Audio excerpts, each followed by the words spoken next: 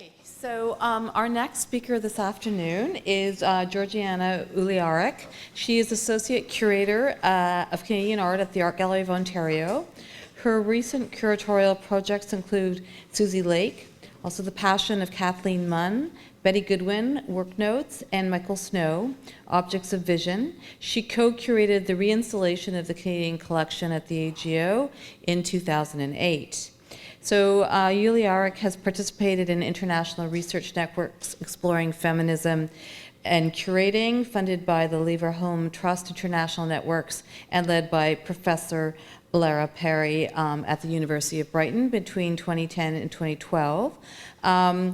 She is originally from Romania. She lives in Toronto with her twin sons. So her talk this afternoon is on Christiane Pflug, A Certain Degree of Truthfulness, unless you've changed your title. No.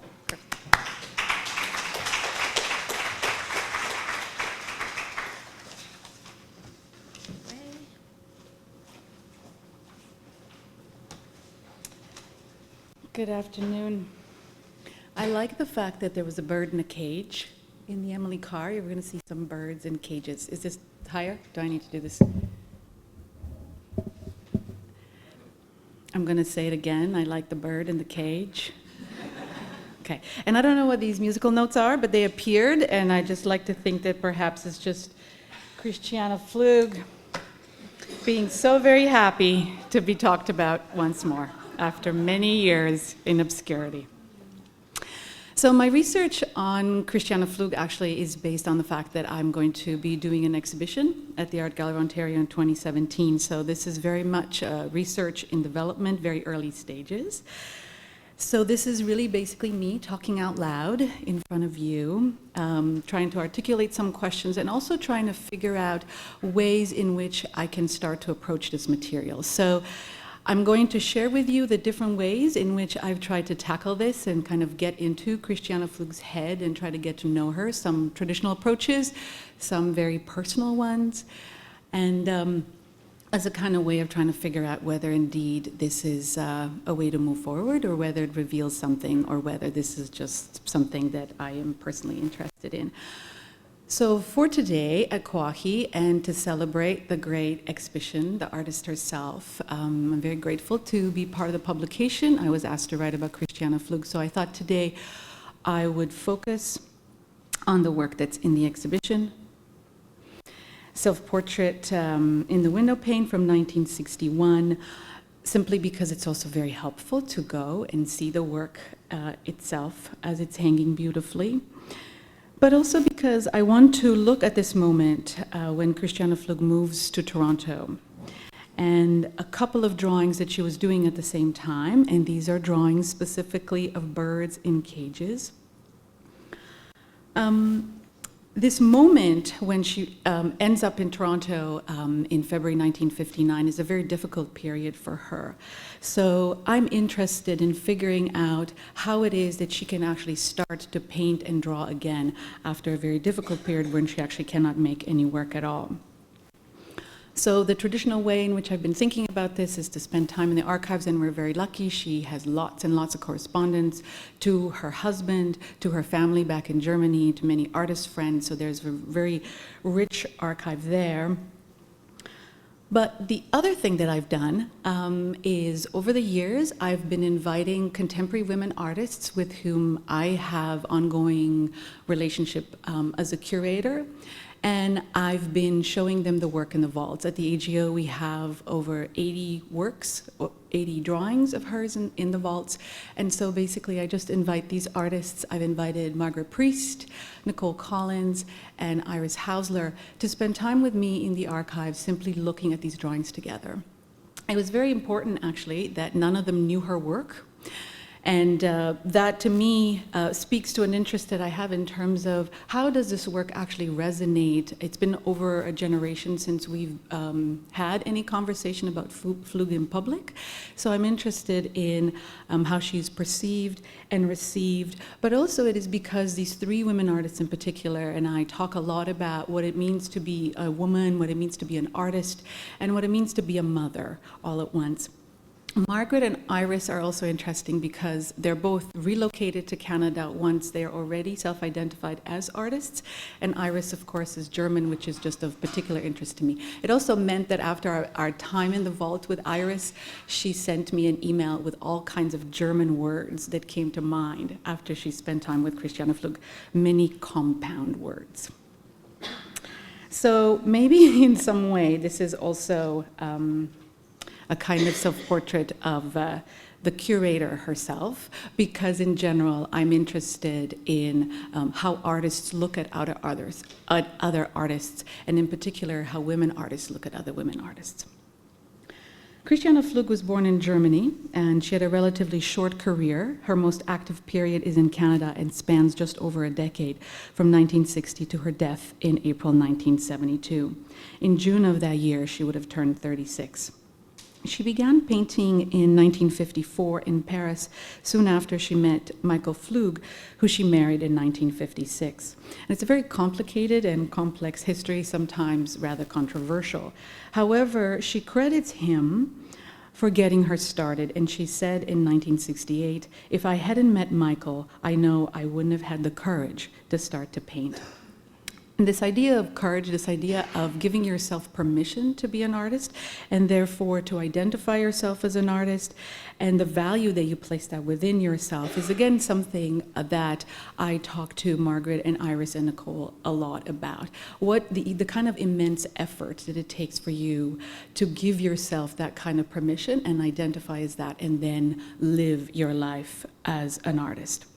Pflug had no formal art training. She said, "I could not draw, and I knew nothing about technique. Looking at art and making art really was her training." She spent a lot of time in museums and in exhibitions and talking to other artists. And she was interested in every and all kind of art, from ancient art all the way to pop art, the art of her time. Klaus Oldenburg is actually someone she talked a lot about. Yet drawing is simply what she had always done. As she said, "During my entire childhood, I've nearly always read and drawn. With books, paper, and crayon, one could always create one's own world." And while this may not be atypical of how we think of children and their drawing, I think this idea of create one's own world for Pflug had lifelong implications. As she stated later, "I work in an enclosed and very private world." She moves to Tunis in November 1956, and this is a profound moment in her life. This is when she actually begins to make a small group of very complex tempera paintings, and she found time to work even though she had two daughters, not even a year apart almost, and really her confidence in herself, being able to make these works, really is something that was able to sustain her once she arrives in Canada. In many ways, Pflug's subject matter is established early and remains the same, and they are still lives and portraits and views through the window, which become more and more sophisticated as her work develops. And she often includes the frame of the window, or the edge of the space, which actually contains her, the edge of the space from where she's painting from. She makes that really quite explicit. Talking about the kinds of paintings she made in Tunis, she said, "For a long time after, I thought that I had painted my most beautiful pictures there." Her time once she arrives in Toronto is very well documented in weekly letters that she sends to Michael, who only arrives in Toronto in May 1960. What she saw in Toronto, she later recalled, "at first seemed banal and often ugly. Only slowly I saw it differently." And it is how slowly she began to see differently, and in many ways anew, that I'm trying to figure out. In this self-portrait at night, Pflug's small face is just about centered on the paper, her eyes fixed in a possessing stare, evoking an unsettling intensity. Her slight squint and her dark eyes, her husband said, they gave her an expression of anxiousness and uncertainty, and she seemed to shift her attention from one eye to the other. In this drawing, the elements disrupting the equilibrium of the composition are both on the left: the light source, a table lamp illuminating the interior and thus creating the reflection in the window, and the sketchbook in which she draws her reflected image, the pages still left blank, the pencil not depicted. It is as though self-portrait in a window pane is a memory of the moment before drawing made it manifest. The act of drawing is absent. What Margaret Priest commented on is that, at least what she saw, is that for Pflug, drawing, that's the whole world for her. She draws the world that circumscribes her so that she can know it. Pflug's self-portrait, especially the severe stillness of the image, echoes Katie Kowitz's well-known early etching, Self-Portrait at a Table from 1893. In both nocturnal self-portraits by a lamp, at a table, the faces of these two young German women, coincidentally both around 25 and newly mothers when they create these works, convey their self-awareness and deep introspection as well as unease. While Kollwitz could appear to be seated beside us, Pflug is removed behind the table. Unlike Pflug, Kollwitz depicts herself drawing. She is explicit about her identity as an artist. Pflug chooses to describe her confinement instead, when she includes the curtain, its shadow, and the ornate ribbed frame of the window, referencing literally and metaphorically a cell. She is an apparition almost. The center of the drawing is her dark dress, an absence of light, and there is no trace of her body under the table. When looking at the drawings with Iris Hauser, she said, it's clearly not reality, yet presents itself as reality. Although that says a lot about Iris Hauser's work, actually, more than about Pflug. She said, it's an organized fantasy that Pflug is locked in. As I mentioned, the 2 years preceding this drawing from Tunis to Toronto were an incredibly difficult period for her. As she recalled, I was desperate and felt I would never paint again. In a letter to Michael, she wrote, sometimes I am so tired that I do not know how to go on, how it should go on, because of the tired monotony and meaninglessness of the household. I long to be peaceful so I can think clearly about everything. I do not wish for more than to be able to simply sit quietly. Her many letters reveal how torn she is, in fact quite devastated, to not be able to make any work and to have to care for her family, which exhausted her. As much as her children gave her joy, it took her away from what she really wanted to do. Plus, where she lived, she felt she had no view out the window, which was a real problem for her. She could not see how she could do both. It is much harder for me to live only for the household and for the children, in a way I have never wanted for myself. I felt this responsibility very strongly. I could not in myself see that painting was more important than the children. I felt things had to work on the same level of importance. As she told Ava Isaacs, who was her dealer in 1964, painting is of course very, very difficult, and sometimes one feels like life would be easier without it. But because I am somewhat conditioned to paint, it would not be easier. Recognizing that she was conditioned to be an artist is part of the process of both identifying as one and understanding the consequences. And I mentioned before, but Nicole Collins in particular talks about how incredibly selfish she feels every time she has this unbelievable urge and desire and need to go to the studio. So the selfishness is actually tinged with guilt, and it's almost as though every time it takes, again, a huge, immense effort to give yourself permission, not only to go to the studio and work, but rather to simply spend unstructured time to simply think. Pflug says, I sometimes lack time for myself, where I would do nothing or read or just sit there and look at my painting, time which is uncontrolled and unadministered. The balance is sometimes difficult to find between disturbances which I can't avoid and the tranquility that I need. Sometimes she found that balance at night. At first, there were practical reasons for drawing instead of painting. She said, I simply started to make a drawing because I was very discouraged and felt I had to do something, to try to find something out that was possible in the circumstances, and the drawing solved that for a certain time. All the problems, first on the levels of acquainting myself with things as they appear in this country. When at last she began to draw once more in the summer of 1960, she returned to subject matter that was familiar, herself and birds, which she had also painted in Tunis. These two drawings are striking in their similar composition. Full frontal, which is always the way she approaches her subject matter, In both, the image is slightly shifted to the left, the main subject contained within a framing device. Her self-portrait is within the window frame in one, the birds, the sewing basket, and the Tunisian pewter box with the bars of the cage, within the bars of the cage in the other one. And while the walls don't quite seem to work properly in the space, the cage is very sophisticatedly drawn, the shift between the black and the white to set off the bars against light and shadow. As she said, I very rarely make use of lines, which more graphically oriented artists do. Rather, mine are conceived in spaces of black and white. Margaret Priest's primary reaction to Pflug, the thing that struck her the most was to talk about the fact that she was a self-taught artist. I think she had some envy about that. If you know her work, you might know that Margaret Priest's work is incredibly structured and formal.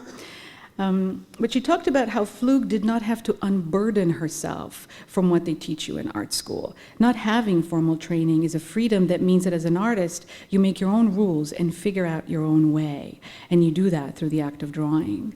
The figuring out also sometimes means that you create your own problems in order to solve them. And this is something that I find artists do a lot, create their own problems in order to solve them. Pflug got the doves from Anton van Dalen, who was a Dutch artist living in Toronto, who kept, painted, and drew pigeons, which he still does to this day. You can go to his website and see live action pigeons off of his roof. But this is an artist with whom the Pflugs became very close, and one of the very few people that Christiane Pflug had a sustained contact and ongoing correspondence. And the first photograph that you saw of her drawing, one of her last drawings, was actually by Anton in his studio, and she's drawing a bird, and I don't know if you noticed, but she had a feather in her sweater. So Anton is someone who was really critical to her, and he gave her, or he lent her, this cage and the doves in order for her to have subject matter to begin. It really was the subject matter that she needed and wanted. So she began by making actually sketches, these portraits of birds, and I'm just going to show you a couple of slides. They're all actually in the same notebook. Pflug, when she draws, whether it's fully completed drawing all the way to the edge and fully detailed, they're all in the sketchbook. And then you turn the page and then you see sketches, her practicing and developing her ideas. This one is perched. And this very last one is actually quite interesting. It recently became part of the National Gallery collection, and it's interesting because on a verso of this drawing is a completed drawing that she sent to her sister-in-law in Germany, and they're this color because I don't yet have very good photographs of this work. So in this work, Pflug does actually kind of a remarkable thing. She draws the same subject as before, the birds and the cage and everything. Only in this drawing, she actually leans a full-length mirror on the wall and draws the birds and the cage as reflected in the mirror, with the box appearing twice. But most strikingly, the view through the window appears. So she keeps complicating the space and the view. Like I said, you know, she creates her own problems in order to solve them. And at this point in my research, I'm just trying to figure out what it is that she's looking at and what it is that she's drawing. So the view out the window is actually the cement factory that is in the collection of the Art Gallery of Hamilton. And this is also a view that she painted, that she drew quite often, and you can see the window frame is included here. She also draws other views out of her window. Finally, she moves to Yonge Street near Summerhill, and the windows have the most amazing view. In fact, all of the apartments and homes that the Pflugs bought, they bought because they had great views for painting. This was one of the criteria for whether they moved into a place or not. So the other images that she painted were of rail yards. This work is in a private collection, again, is why you see the collector taking a photograph for me. Through the window. This is a subject matter that she painted as well as drew. And then you see that the frame is actually gone in these works. And then she does an even crazier thing where she actually combines the two views. So this time the frame is gone, but she places the cage in front of the window, and now she draws through it and beyond it. You can really see sort of how complex this reversal of black and white is, of light and shadow, and also just how intensely sophisticated her vision is in her drawing. And Anne Davis, who I very much meant to thank very early in my paper. I want to acknowledge her contribution. She truly has done the fundamental work on Pflug biography, collected her work, curated many exhibitions, and continues to be a great advocate of Pflug's work. And she writes about how Pflug opens up the space in the paintings that look both forwards and backwards. For me, right now, these drawings and sort of all of them, this is just so you can get a sense of just how complicated and complex this play of light and shadow is. But these three drawings are clearly works that she's making at the same time that she's making the self-portrait. And for me, they reveal a kind of searching and a seeing. She's playing with space and reflections and views through. And from drawing to drawing, she's conflating and refracting and reflecting these views. And it's very subtle, but as a group, I think they really begin to reveal something about how she sees the world and what she is constructing in her mind, and when she drew herself reflected in the window pane at night. Pflug said that when she drew and painted, what is natural and integral to my surroundings. There has to be a certain degree of truthfulness. I started to draw from the window what I saw. I drew the railway yard through the bird cage, or over it, with the pigeons. Once I drew a doll lying in its bed in front of a window with the railway tracks behind. I tried to paint a still life with some objects I had brought from Tunis. It did not look right, but suddenly saw that a power mast and the Rosedale trees, seen through the window in the background, were good and something I had never done before. And this moment really marks the beginning of her making the work that she is most celebrated for. This is one of her last completed paintings, and it's a view from her window in her last home on Birch Avenue. It's actually really quite bizarre to actually walk down Birch Avenue and see Cottingham School as these pictures really live. But what of this window view? Was Pflug able, as she had wished for a while, to simply sit quietly? At night, the curtain is not drawn open to see the outside world.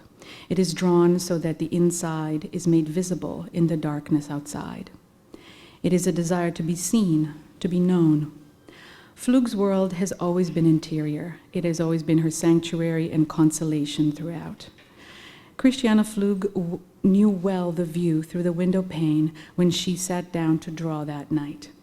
But this time the glass did not open up the view to the world. On the contrary, it became a mirror reflecting the interior, Pflug's world, folding in on itself in the symmetry of her own reflection, staring intently back at her. And it said 20 minutes.